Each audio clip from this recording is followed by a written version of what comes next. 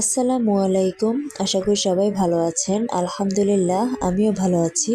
তো আজকে নিয়ে আসলাম আপনাদের থানকুনির পাতা দিয়ে একটা রেসিপি।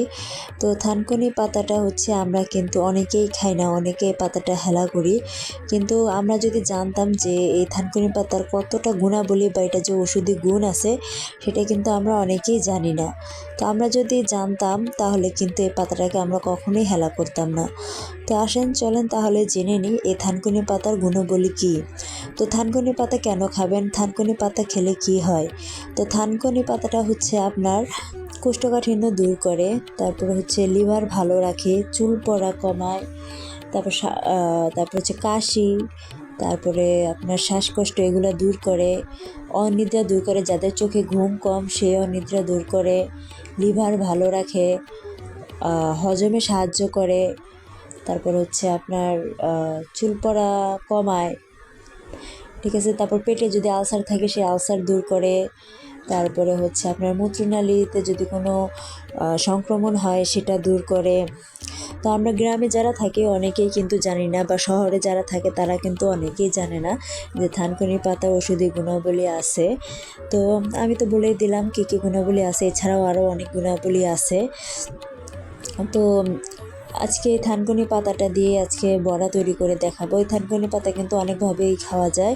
তো আজকে আমি বড়া তৈরি করব এই থানকুনি পাতা দিয়ে। তো আমাদের বাড়ির চারপাশে আঙিনায় এই থানকুনি পাতা প্রচুর হয়ে থাকে। তো আজকে থানকুনি পাতাগুলো তুলে এখন বড়া তৈরি করব। তো বড়া তৈরি করার জন্য আমি এখানে দেখুন থানকুনি পাতাগুলো ভালো করে ধুয়ে নিছি, একদম সুন্দর করে পরিষ্কার করে ধুয়ে নিছি। তো এই বড়া তৈরি করার জন্য এই থানকুনি পাতাগুলোকে এখন আমার ভালো করে কুচি কুচি করে কেটে নিতে হবে, যাতে বড়ার সাথে ভালোভাবে মিশে যায় তার জন্য। তো থানকুনি পাতা কিন্তু আমাদের সবার জন্য অনেক উপকার। এই থানকুনি পাতা কিন্তু ঢাকাতে সহজে পাওয়া যায় না, আর ঢাকাতে কিন্তু অনেক দাম দিয়ে কিনে খেতে হয়। আর আমরা গ্রামে যারা থাকি তারা কিন্তু অনেকেই জানি না এর উপকারিতা। তো আশা করি আজকের ভিডিও আপনাদের খুব ভালো লাগবে, তো পুরো ভিডিওটাই দেখবেন। তো দেখুন এখানে থানকুনি পাতাগুলো কুচি কুচি করে কাটা হইতেছে। তো কাটা হওয়া শেষ হলে পরে হচ্ছে এটাকে আপনাদের তৈরি করে দেখাবো যে বড়াটা কীভাবে খেতে হয়। তো দেখুন একদম কুচি করে কাটতেছে। তো এখন আমার আর কি পাতাটা কাটা শেষ। তো আমি এখানে মুসুরির ডাল নিয়ে নিছি, আদা বাটা করে নিছি, আর এখানে হচ্ছে থানকুনি পাতাগুলো আমি দিয়ে দিলাম। তো এখানে হচ্ছে এক এক করে সব উপাদানগুলো দিয়ে দিব।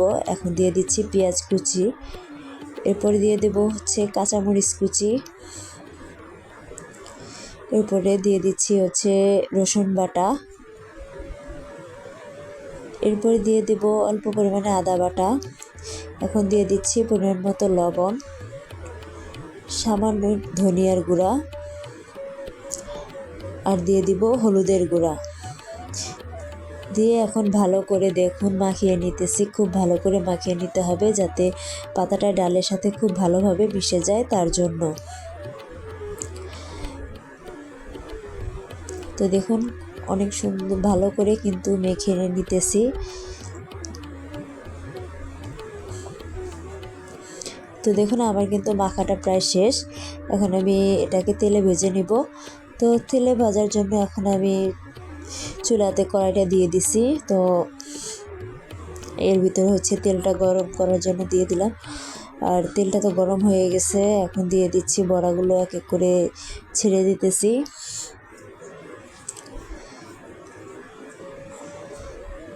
তো দেখুন বড়াগুলো কিন্তু একটা একটা করে ডুবো তেলে কিন্তু ভাজতেছি, কারণ পেঁয়াজটা হচ্ছে ডুবো তেলে ভাজলে কিন্তু সেটা খেতে মচমচা হয় আর খেতেও কিন্তু ভালো লাগে।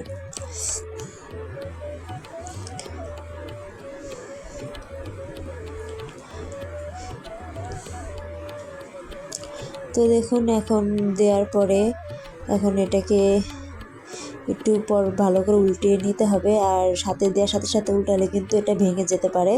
তো একটু অপেক্ষা করবেন যতক্ষণ না নিচের পিঠটা যতক্ষণ না হালকা লালচে হয়ে আসতেছে ততক্ষণ কিন্তু একটু অপেক্ষা করতে হবে।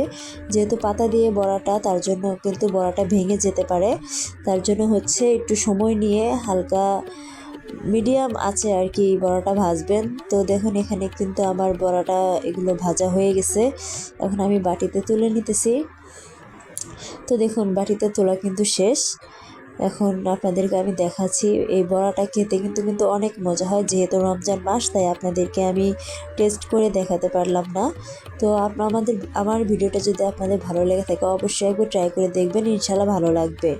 তো এই বড়াটা হচ্ছে গরম গরম খেতে পারলে বা গরম ভাতের সাথে যদি খাওয়া যেতে পারে তাহলে কিন্তু আরও বেশি মজা লাগবে। তো ধন্যবাদ সবাইকে আমার ভিডিওটি দেখার জন্য। ভালো থাকবেন, সুস্থ থাকবেন। আল্লাহ হাফেজ।